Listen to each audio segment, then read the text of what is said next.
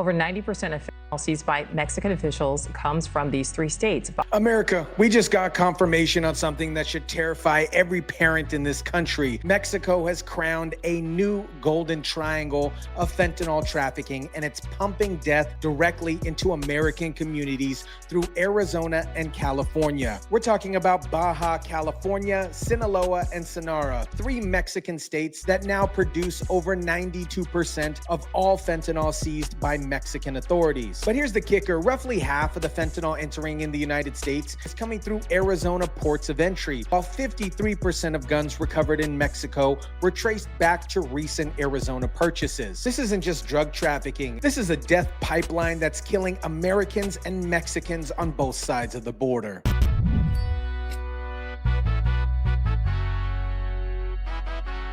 Mexico has crowned a new golden triangle of fentanyl and drug trafficking. What is up, guys? Tyson Dela Cruz here. Thank you so much for rocking with me. This story shows you exactly how the Sinaloa cartel has weaponized geography to turn Mexico's Pacific coast into a fentanyl factory that's systematically destroying American communities. Let me break down this new golden triangle for you because the numbers are absolutely staggering. George Ventura from News Nation just revealed that over 90% of fentanyl seized by Mexican officials comes from just three states: Baja California, Sinaloa, and Sonora. That the Golden Triangle in Mexico, this region, has become the central hub for fentanyl and firearms trafficking. In this region, the illicit activities there are directly linked to the Arizona border. This isn't the old Golden Triangle that focused on heroin and marijuana. This is the new criminal empire built specifically around synthetic drugs. And here's why this location is so deadly effective. These three states give the Sinaloa cartel direct access to Pacific ports where they receive chemical precursors from China. Arizona has become the key entry point for this death pipeline. According to Customs and Border Protection data, roughly half of all fentanyl seized in the southern border is coming through legal ports of entry in Arizona. Think about that. Half of all fentanyl in America is flowing through one state. The government of Mexico is being increasingly exposed for deep corruption, not only in the trafficking of synthetic drugs,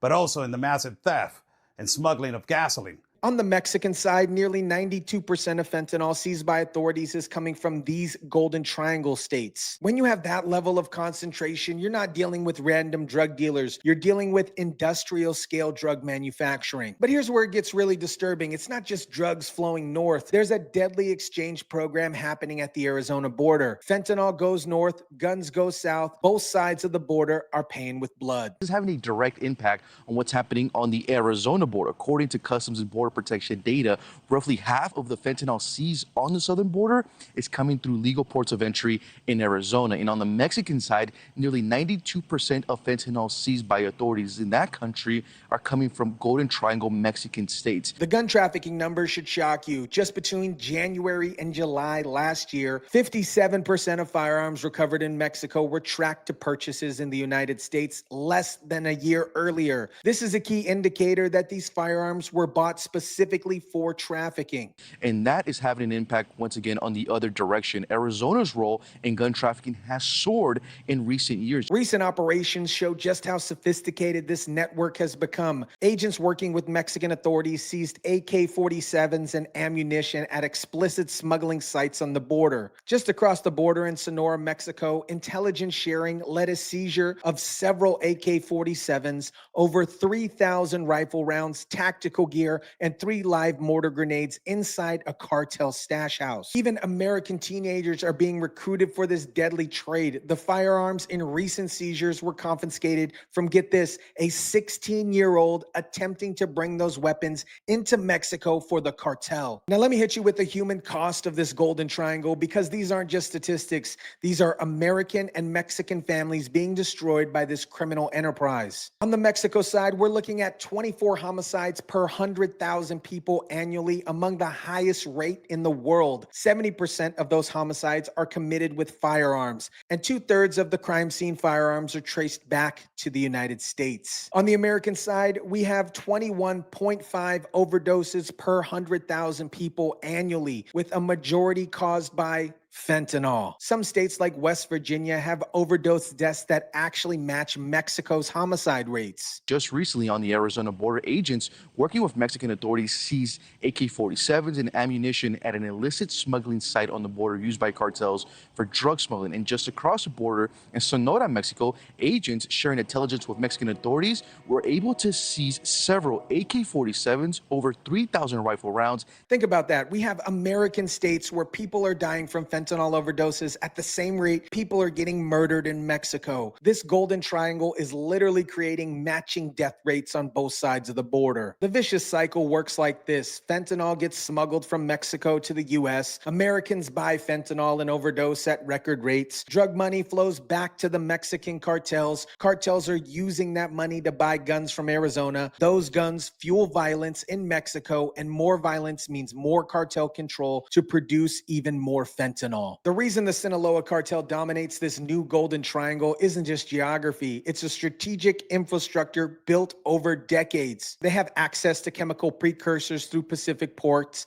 economic integrity across the border, decades of experience in drug trafficking, and established distribution networks throughout the United States. This is highlighting how Arizona has become the central hub for gun and weapons trafficking for cartels. But here's what makes this golden triangle so much more dangerous than the old one. Synthetic drugs don't need poppy fields or marijuana farms. They need chemical labs and smuggling routes. The Sinaloa cartel can produce massive quantities of fentanyl in small hidden factories using precursor chemicals shipped from China. The concentration of seizures could also mean law enforcement is focused on the Sinaloa cartel while other groups operate elsewhere. But the Sinaloa cartel's established routes through Arizona make them the dominant player in America's fentanyl crisis. Most importantly, these aren't remote border crossings we're talking about here. These are official ports of entry. The cartels are sophisticated enough to get drugs through official checkpoints with thousands of vehicles crossing daily, not just remote desert crossings. Here's something that should concern every American. Recent seizures of fentanyl have actually fallen, and both governments are celebrating this as a success. But experts point out there's no shortage or price changes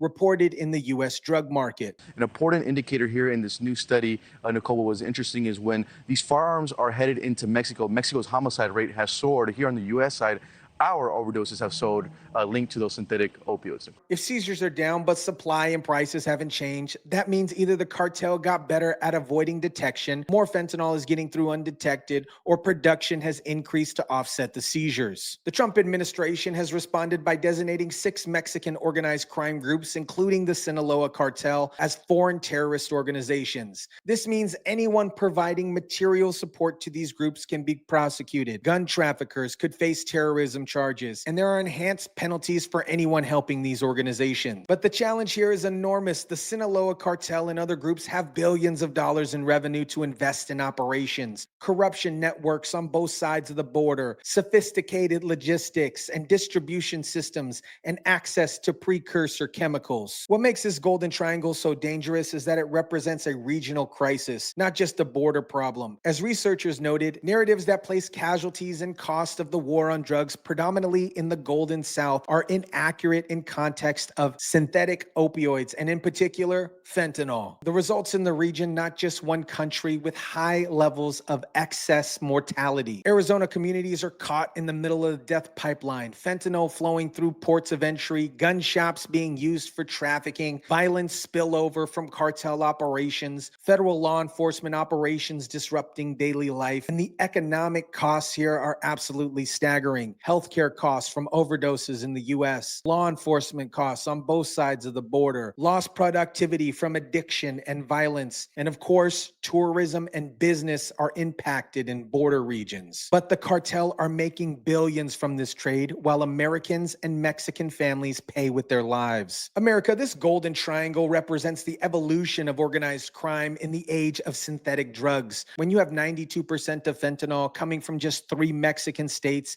and half of it entering through Arizona, you're not dealing with a drug problem. You're dealing with economic warfare disguised as trafficking. Sinaloa cartel has turned Baja California, Sinaloa, and Sonora into fentanyl factories that systematically poison American communities while using our own gun stores to arm these operations. Arizona has become the highway for this death trade, with fentanyl coming in, guns going out, and the circle that's killing people in both countries. This isn't just about border security or drug enforcement. This is about transnational organized crime that's treating human life as a commodity. The message is clear. The Golden Triangle isn't just Mexico's problem or America's problem. It's a regional crisis that requires regional solutions. The Sinaloa cartel's message is death and profit. Our message must be justice and accountability. Let me know what you guys think about this. Drop it down in the comment section down below. Smash the like button if you kindly would. Share, subscribe, and as always, guys, I'll catch you on the next one.